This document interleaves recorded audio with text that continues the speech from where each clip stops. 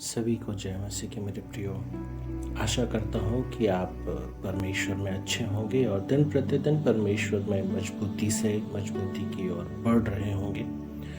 आज आपके आत्मा को मजबूत करने के लिए एक अद्भुत गवाही को मैं लेकर के आया हूँ और मेरा विश्वास है पूरी तरीके से आज की ये गवाही आपको परमेश्वर में और ज़्यादा मजबूत होने के लिए मदद और सहायता करेगी। आज की जो गवाही है प्रभु के प्रिय दास, भारत के प्रेरित कहे जाने वाले साधु सुंदर सिंह जी के बारे में है।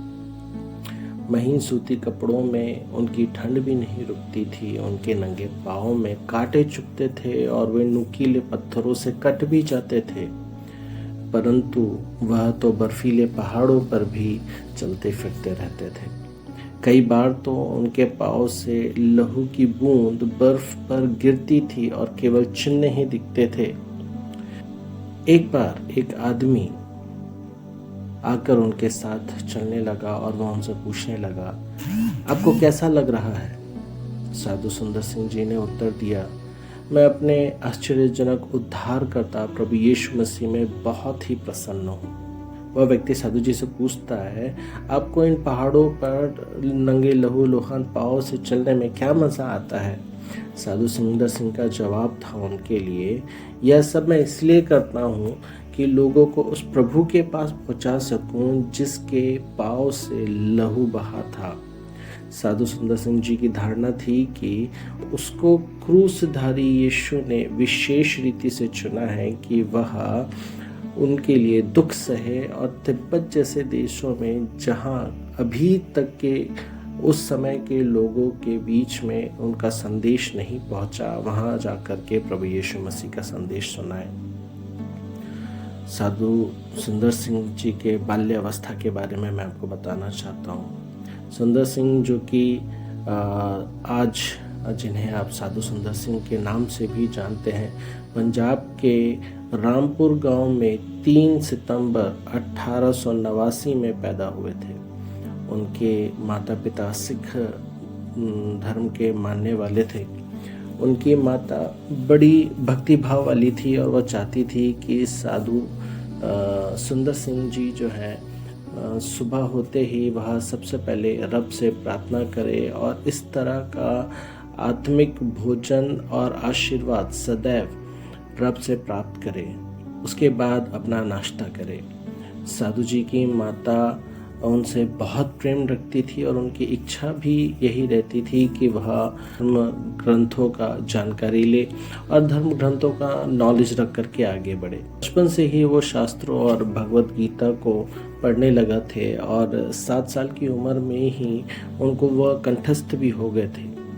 रात को जब दूसरे सो जाते थे, वह ग्रंथों को निकाल कर उनका अध्ययन किया करते थे।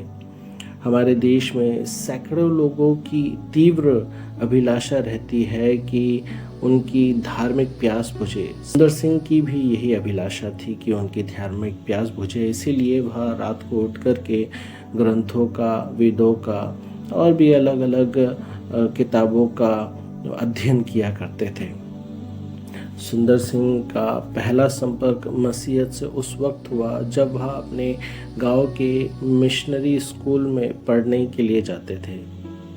वहाँ उनके मन में अनेक विद्रोही भावनाएं उठा करती थी। वो उनका खुल्लम खुल्ला सभी के सामने नए नियम के कई पुस्तकों को फाड़ कर फेंक दिया करते थे। जो विद्यार्थी मसीह लोगों का विरोध करते थे, वह उनका अगवा भी बन गए थे। उन्होंने मिशन स्कूल छोड़कर एक सरकारी स्कूल में प्रवेश प्राप्त किया और मसीहत की निंदा करने लगे। कई बार तो वह गुंडों को इकट्ठा करके बाजार में जो मसीह प्रचारक हुआ करते थे, मिशनरी हुआ करते थे, उनके ऊपर पत्थर फेंकते थे, उनके ऊपर कीचड़ फेंका करते थे। उन्होंने नए नियम की एक प्रतिलिपि को भी जला दिया था, परंतु जितना अधिक वह प्रभु यीशु मसीह का विरोध किया करते थे, उतना ही अधिक वह अपने मन में व्याकुल भी हुआ करते थे। एक दिन सुबह के 3 बजे वह उठे। अंदर ने अपने मन में यह ठान लिया कि या तो वह शांति प्राप्त करेंगे या फिर आज रेलगाड़ी के सामने कूदकर आत्महत्या कर लेंगे जो हर रोज उनके घर के पास से गुजरा करती थी। नहा धोकर वो प्रार्थना करने में लग गए। उनकी प्रार्थना कुछ इन शब्दों की थी, यदि दुनिया में कोई ईश्वर है तो अपने आप को मुझ पर प्रकट करे, मुझे मुक्ति का मार्ग बताए और शांति प्रदान करे। अचानक उनके कमरे में एक ज्योति प्रकट हुई और उस ज्योति में उन्होंने जीवित प्रभु यीशु मसीह को देखा, जिससे वह बहुत घृणा किया करते थे। प्रभु यीशु मसीह ने कीलों द्वारा छिदे हुए अपने हाथ उनको दिखाए और कहा, तू मुझे क्यों सताता है? मैं ही तो तेरा उद्धार करता हूँ। सुंदर के मन में तुरंत आनंद समा गया और उसे स्पष्ट यह एहसास हुआ कि उसकी आध्यात्मिक भूख की तृप्ति हो गई है। उसका संपूर्ण जीवन परिवर्तित हो गया। इस अनुभव के तुरंत बाद उसने अपने पिता के पास जाकर के कहा कि मैं मसीही हूँ। पहले तो उनके पिता ने उस पर विश्वास नहीं किया, परंतु बाद में पूरा परिवार बड़े अचंभे में पड़ गया कि सुंदर ने यह निर्णय अचानक कैसे ले लिया। उसके पिता ने उसे बहुत समझाया, उसके पूर्वजों ने भी उसे बहुत समझाया कि वह ऐसा ना करे, पूरे परिवार को लज्जित ना करे, परंतु सुंदर ने किसी की नहीं मानी। सुंदर के चाचा जो बहुत ही धनवान थे, वह उसे अपने घर ले गए और उसे बहुत पैसे, हीरे, जवाहरात आदि दिखा करके कहा, यदि तू अपने इस नए धर्म को छोड़ दे तो यह सब कुछ तेरा हो जाएगा। परंतु सुंदर के हृदय में तो प्रभु यीशु मसीह का प्रेम इतना दृढ़ हो गया था कि वह उससे इनकार कर ही नहीं सकता था। उसे घर से निकाल दिया गया। भूखा प्यासा सुंदर असहाय ठंड के मौसम में एक पेड़ के नीचे अपनी पूरी रात को बिता देता है, काट देता है। उसे फिर कुछ समय के बाद अपने घर लौट जाने की अनुमति मिलती है, परंतु उसे घर के बाहर ही भोजन परोसा जाता था और उसे घर के नीची जाति के लोगों के साथ सोने की जगह दी जाती थी। ये इसलिए ताकि किसी भी रीति से सुंदर का मन बदल जाए, लेकिन सुंदर ने अपने निर्णय से पीछे हटना उचित ना समझा। परंतु अपने स्वामी के लिए सुंदर यह सब कुछ आनंद पूर्वक सहन करता चले गया। यह तो केवल उन सारे दुखों का शुरुआत ही था जो भविष्य में सुंदर के ऊपर पड़ने वाला था। अंत में सुंदर को विष देकर घर से निकाल दिया गया। वह इतना बीमार हो गया कि वह मरने पर था। परमेश्वर ने उसे मृत्यु से बचाया ताकि वह परमेश्वर की योजना को पूरा कर सके। अपनी इस बीमारी के बाद वह लुधियाना गया और मिशनरियों के साथ रहकर बाइबल का अध्ययन किया। अपने 16वें जन्म दिवस पर उसने शिमला जाकर बपतिस्मा लिया। गंभीर सोच विचार और प्रार्थनाओं के पश्चात उसने मसीही साधु बनने का निर्णय लिया और अपना जीवन प्रभु यीशु मसीह को समर्पित कर दिया। उसने पुस्तकें और व्यक्तिगत संपत्ति सब न्योछावर कर दी और गेरुआ वस्त्र धारण कर लिया। नंगे पांव बगल में नए नियम की प्रतिलिपि दबाए हुए और बिना किसी मानवीय साधन के वह अपने स्वामी प्रभु यीशु मसीह की सेवा में निकल पड़े। उनका यह नारा था, ऐसा ना हो कि मैं अन्य किसी बात का घमंड करूं, केवल हमारे प्रभु यीशु मसीह के क्रूस का, जिसके द्वारा संसार मेरी दृष्टि में और मैं संसार की दृष्टि में क्रूस पर चढ़ाया गया हूँ। गलातियों 6 अध्याय उसका 14 वचन। वह कहा करते थे कि मसीह ने प्रेम करके मेरे लिए अपने आप को समर्पित कर दिया, उसी तरह मैं मसीह से प्रेम करके अपने आप को समर्पित कर देता हूँ। सुंदर अभी लड़का ही था, परंतु अपने स्वामी के लिए वह भूख, ठंड, बीमारी, जेल आदि सारी चीज़ों को सहन करते चले गए। अकेले ही वह पंजाब, कश्मीर, अफगानिस्तान, नेपाल और तिब्बत के पहाड़ और पहाड़ियों में सुसमाचार सुनाया करते थे, जहां पहले कभी सुसमाचार प्रचार किसी ने नहीं किया था। कई बार उनका विरोध किया गया और उनसे दुर्व्यवहार भी किया गया। कई बार उन्हें गांव से बाहर निकाल दिया जाता था और उन्हें रात जंगल में बितानी पड़ती थी। वर्षा और ठंड से बचने के लिए वह चट्टान में आश्रय लिया करते थे। कभी तो जंगली जानवर भी उनके साथ चट्टानों में आश्रय लिया करते थे। एक बार साधु जी सुबह सुबह क्या देखते हैं कि चीता कुछ ही कदम की दूरी पर उनसे सो रहा था। एक बार एक तेंदुआ उनके साथ कुछ ही दूरी पर बैठा था। एक सुबह जब वो जागे तब उन्होंने अपने कंबल में देखा कि एक लंबा नाग भी उनके साथ आश्रय लेकर के सो रहा है। वह सदैव नंगे पांव ही चला करते थे। यहाँ तक कि हिमालय की पहाड़ियों पर भी वह नंगे पांव ही चला करते थे। उनके पांव पत्थर और चट्टान की बर्फ से कट जाया करते थे और उनके पांव से लहू बहता रहता था। इसीलिए उन्हें लहू प्रवाहित पांव वाला प्रेरित भी कहते हैं। मेरे प्रियो, अनेक बार तो सताव आदि में उनके धीरज और आनंद को देखकर ही लोग उनके संदेश को ग्रहण करने को तैयार हो जाते थे। एक बार वह एक गांव गए और वहां पड़े हुए लकड़ी के एक ठूठ पर बैठकर गीत गाने लगे।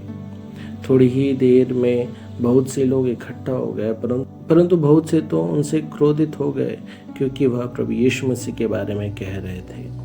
अचानक कुछेराम नाम एक व्यक्ति ने उन्हें जाकर जोर से एक ऐसा गुस्सा मारा, तब साधु जी भूमि पर मुंह के बल गिर गए। उनके गाल और हाथ कंकड़ों से कट गए थे। वह धीरे से उठे, उन्होंने अपने चेहरे पर बहते हुए लहू को पोंछा और अपने शत्रुओं के लिए प्रार्थना करने लगे और उन्हें प्रभु यीशु मसीह के प्रेम के विषय में बताने लगे। कुछेराम इससे बड़ा प्रभावित हुआ और बाद में वह भी मसीह विश्वासी बन गया। एक बार साधु जी एक जंगल में से होकर जा रहे थे। इस जंगल में लुटेरे और चोर रहा करते थे जो लोगों को लूट लिया करते थे। 4 आदमी उन पर झपट पड़े और एक ने तो तेज चाकू से उन पर वार करना चाहा। साधु जी ने समझा अब तो यह मेरा अंत है। वह तुरंत प्रार्थना करने लगे। इससे उस आदमी को अचंभा हुआ। उसने साधु जी से पूछा, तुम कौन हो? साधु जी ने कहा, मैं एक मसीह साधु हूँ। और उसने अपने नए नियम को निकालकर धनवान और लाजर की कहानी उसे पढ़कर सुनाई। वह लुटेरा अपने पापों के प्रति कायल हुआ। वह सुंदर को एक गुफा में लेकर के गया। वहाँ बहुत सी मानव हड्डियाँ बताकर उनको कहा, इन सब हत्याओं का उत्तरदायित्व मुझ पर है। क्या प्रभु मुझे माफ़ करेंगे? साधु जी ने उसे प्रभु का सुसमाचार सुनाया और उस डाकू ने प्रभु यीशु मसीह पर विश्वास करके अपने पाप में जीवन का त्याग कर दिया और प्रभु यीशु मसीह को अपना उद्धारकर्ता करके ग्रहण किया। साधु जी जानबूझकर अति कठिन और जोखिममय स्थानों पर जाया करते थे जहां प्रभु का संदेश नहीं पहुंचा था। तिब्बत के प्रति तो उन्हें अधिक चिंता रहती थी। वहां पर अंधविश्वास और जादू टोना और दुष्टात्मा का भय अधिक हुआ करता था। वहां के लामा जो धार्मिक अगुवे होते थे गरीबों का बहुत शोषण करते थे। वहाँ के लोग बौद्ध थे। वे समझते थे कि प्रार्थना करने का एकमात्र साधन उस चक्र को घुमाना है जिस पर प्रार्थनाएं लिखी रहती है, अथवा झंडियों पर लिखकर उन्हें हवा में उड़ने देना। इन लोगों ने प्रभु के विषय में कभी नहीं सुना था। साधु जी ने कई बार तिब्बत की यात्रा की।